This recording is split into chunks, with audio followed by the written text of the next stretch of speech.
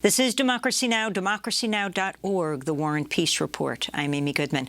As we mark the 10th anniversary of the execution of Troy Davis, a major milestone in the fight to abolish the death penalty in the United States, we're joined by two people who were there a decade ago, September 21st, 2011, on the grounds of the prison where Troy Davis was executed. They continue to work on the death penalty. In Savannah, Georgia, Kimberly Davis is with us, Troy Davis's sister. She's an anti-death penalty activist.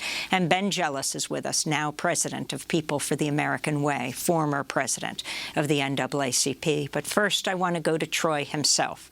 Troy Davis, in his own words. This was May 2009.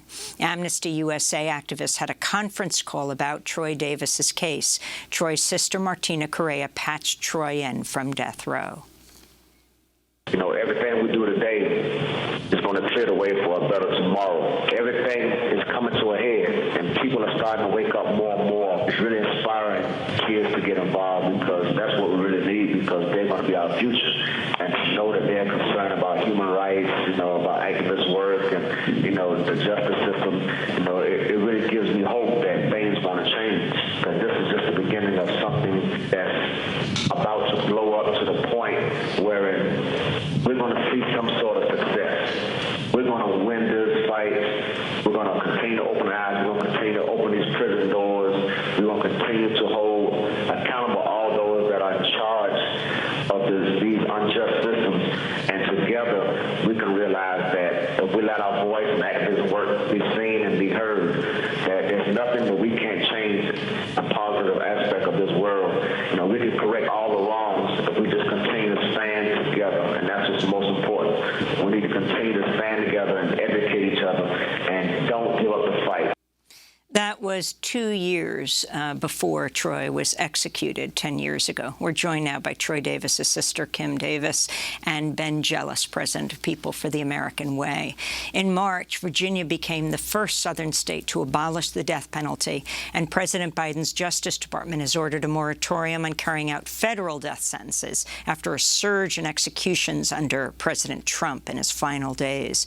But more than 2,500 people remain on state, federal, and military death rows across the United States.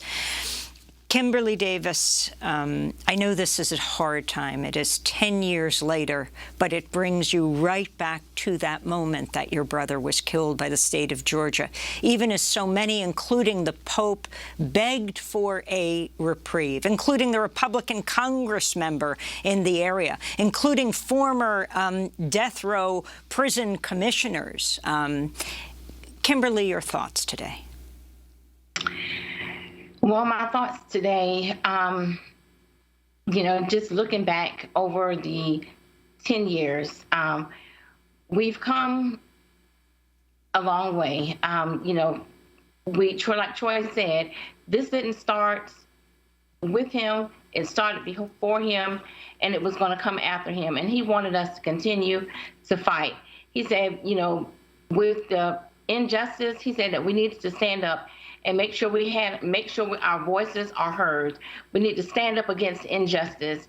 You know, it's just been so much in the media, or we can see on the news, everything that's going around in the world. But, you know, one thing we know, we can stand on faith, and we will demolish the death penalty one state at a time. We were just, you know, just thinking back over the past years on how we have been able to, you know, just get out and mobilize. You know, one thing, it is one thing to mobilize, but then it's another thing to organize. And with my brother's case, you know, we had so many people in so many different countries, so many different races, you know, come together for one cause. And that cause was, you know, to prove my brother was innocent. We had so many people, you know, I mean, thousands and thousands of petitions that were actually signed, people that believed in my brother's innocence.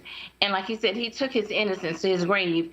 And, you know, it makes me feel good. My baby sister, she made a comment. She said that the world today, they're still talking about Troy Anthony Davis. So we know that Troy Davis did make a mark on the world. And we're just continuing to make that mark. And we want that mark to stand. We want that mark to stick. We want to continue to fight until we demolish the death penalty one state at a time. And Ben Jealous, your thoughts today as we talked to you 10 years ago on the grounds of the death row prison. The point person on the Supreme Court that night deciding whether Troy Davis would live or die was Clarence Thomas, who hails from Pinpoint, Georgia, a community founded by freed slaves. There was a moment where it was believed that once again, after 3 other death warrants were vacated, the 4th one would be too, but that wasn't the case. As you reflect back now, your thoughts and where the movement is today. Well, thank you, Amy. And my connection here is breaking up, so I apologize for stepping on you. But I was tearing up earlier. It was painful to be kind of brought back to that moment. Troy was innocent. He is innocent. And the deep irony is that the state, Georgia, has no interest in finding the killer for Officer McPhail. And that is perhaps the greatest tragedy here. They killed an innocent man, and they really don't care to find the killer of the police officer who was killed that night. The movement has to keep pushing forward with abolishing the death penalty. Virginia was a huge victory. It would not have been possible but for this campaign, just like abolishing it in Connecticut the year after and Maryland the year after that. The first state south of the Mason-Dixon to abolish the death penalty would not have been possible. And really not possible without Troy's leadership. I remember sitting with Troy on death row and explaining to him everything we were doing to make sure we had the votes on the Board of Pardon and Paroles. And we did have the votes until the chairman, who was black, switched his vote, having voted for a stay before, to make sure that the governor got his execution. And Troy looked at me and he said, Ben, he said, that's good. He said, this is Georgia. If Georgia wants to kill me, they will. We have to also make sure that the world remembers my name, that they understand what's happening here. And that's where the hashtag #TooMuchDoubt came from. And about a month after Troy was executed, public support for the death penalty had fallen to an all-time low since it had been momentarily abolished from 1972 to 1976. And the Gallup organization does the polling, credited that hashtag campaign. And it was a reminder, honestly, of what millions of young people on a new platform back then called Twitter were able to get done, shift public opinion. This kind of hashtag activism that us older activists can deride absolutely played a role in creating the opportunity where we've been able to abolish the death penalty in multiple states. We have a few more to go.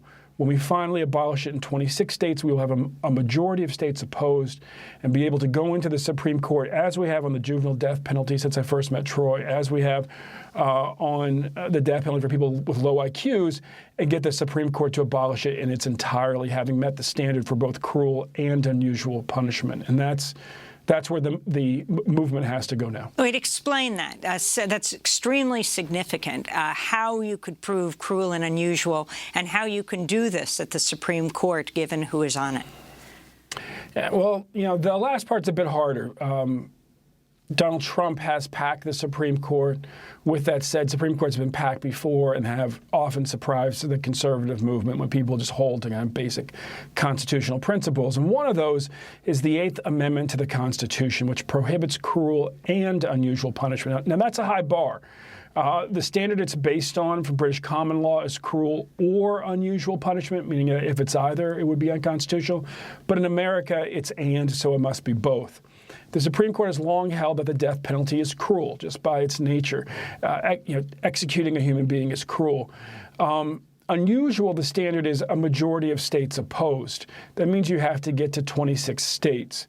This is the strategy that we use to abolish the juvenile death penalty. As of maybe 1999 or 2000, our nation was only one of 10 on planet Earth that was still sentencing children to death. But a couple of years later, we were able to abolish it in the Supreme Court because, as a movement, we got more than 26 states, more than 25, at least 26 states, to abolish the juvenile death penalty. And then the Supreme Court said, yes, we've long held that the death penalty was cruel for juveniles. We will abolish it. We did the same thing for people with low IQs. Actually, a few years before that, the people that the court refers to as the mentally retarded, a terrible term, but that's the court's term. And similarly, the court has held that the death penalty itself is cruel for anyone We just, once again, just got to get to a majority of states, and we are on our way. Virginia, state with a terrible history when it comes to the death penalty. Multiple innocent people executed in that state, a state that even made it possible at one point in its history to literally lynch somebody in the courtroom, to charge, arrest, convict, sentence, and execute somebody all in one day. And when you see a state like that abolish the death penalty, you know that the days are numbered in our nation for the death penalty as a whole. We are very, very close. Why wasn't Troy Davis's execution investigated, the continuation of the investigation into his case, where many pointed to another man who is the one who walked into a police station that night with a lawyer and pointed the finger at Troy Davis, who many say did not have a gun that night that the off-duty police officer was killed? Yeah, you know, that's the thing. I mean, that man, Red, he appears to be a police informant. He's been in every time. It's like catch and release. Every time he's been in the jail, they let him go. He has a rap sheet, you know, longer than the office I'm sitting in right now, in fine print. And it appears that he's the killer in this case, absolutely. And it is mind-blowing. It is absolutely mind-blowing to look at the two men. You have to remember that Troy was put on death row by 9 eyewitnesses. 7 of them recanted. The only 2 that wouldn't were him, Red, I forget his last name, and a woman who claimed that she recognized Troy from over 100 yards away on a moonless night when he was standing under a tree within a group of men. This is a dark-skinned black man across a very dark, long distance in the shadows. And she said without a benefit of the doubt, she was completely not credible. Meanwhile, 6 more eyewitnesses came forward to say that it was not Troy, it was Red.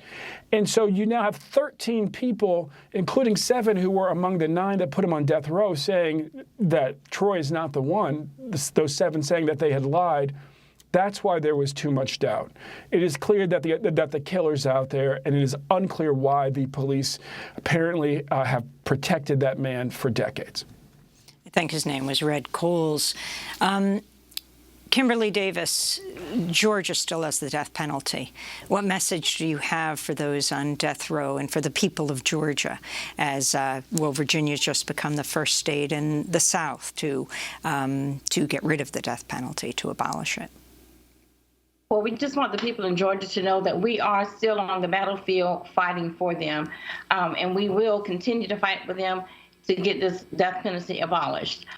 We have, a lot of, it's a couple of guys that's on death row that actually still reach out to the family, and, they just ask us for prayer, because sometimes they say that, that's something that they don't get. They just ask us, for prayer and for us to continue to stand for them and for us to be the voice of the voiceless. And that's what Martina always said. She was the voice of the voiceless. And that's what we're going to continue to do, is to be the voice of the voiceless and stand with them. I want to thank you so much for being with us. We've been speaking with Kimberly Davis, Troy Davis's sister, and Ben Jealous, now president of People for the American Way, former head of the NAACP. Tonight, I'll be moderating a live-streamed event at 8 p.m. Eastern Time to honor Troy Davis's life and reflect on the movement he helped build with Troy Davis's sister, Kimberly Davis, and his nephew, Dejon Davis Correa. Details at democracynow.org. Democracy Now is produced with Renee Phelps, Mike Burke, Dina Guzder, Messiah Rhodes, Nermeen Sheikh, Maria Terracena, Tammy Warnoff, Chirina Nadora, Sam Alkoff, Tamari Studio, John Hamilton, Robbie Karen, Hani Massoud, Adriana Contreras. Special thanks to John Randolph, Julie Crosby. I'm Amy Goodman. Thanks for joining us.